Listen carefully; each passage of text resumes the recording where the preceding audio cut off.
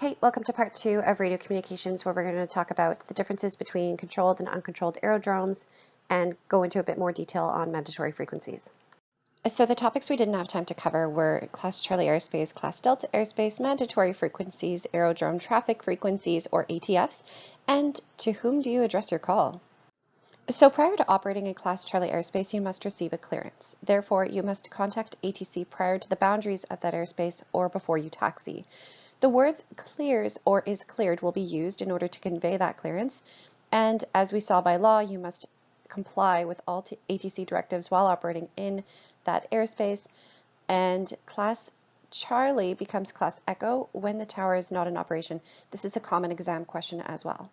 In Class D, however, it's still a controlled airspace, but you will not receive a clearance in this kind of airspace.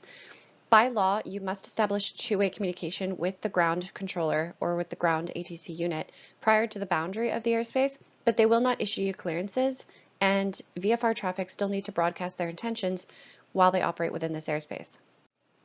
And just like Class Charlie, Class Delta becomes Class Echo when the ground station is not in operation, and this is usually outlined in the CFS.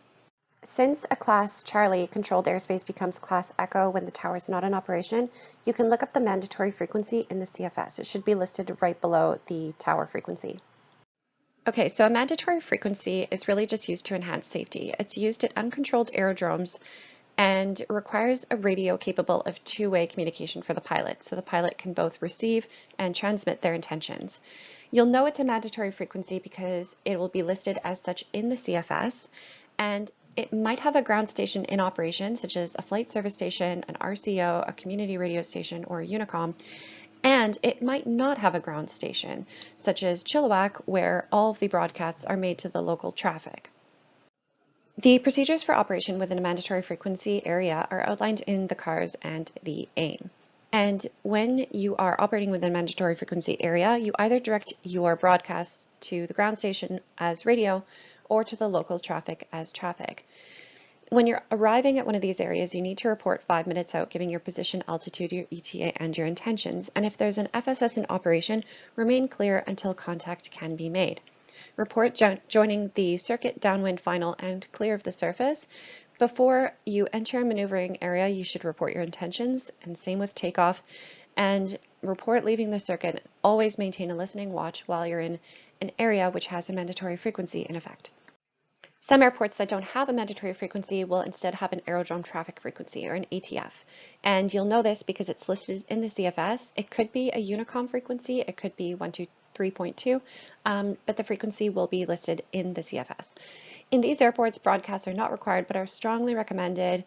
You might have aircraft operating in the area that are not radio equipped, so just be advised. And if you are radio equipped, then they do want you to operate as though you're in an MF area making the same calls. So how do you know how to address your call? Well, if you're operating with a control tower in effect, then you refer to them as tower. If it's a ground station, then you refer to them as radio. And if there's no ground station and it's just uncontrolled, then you broadcast to traffic. So for example, if I'm out of Pitt Meadows, I refer to them as Pitt Tower when the tower is operational, and when the tower is closed, I refer to everyone as Pitt Traffic when I'm making my mandatory frequency broadcasts. Another example would be Nanaimo, which doesn't have a controlled tower but has sometimes a ground station in operation. When the ground station is operational, you refer to them as Nanaimo Radio, but when the ground station is not operational, you broadcast to Nanaimo Traffic. And as before, this video borrows heavily from the VFR Phraseology Guide as well as the TC AIM. Both of them are available for free. I highly recommend that you download both and review them.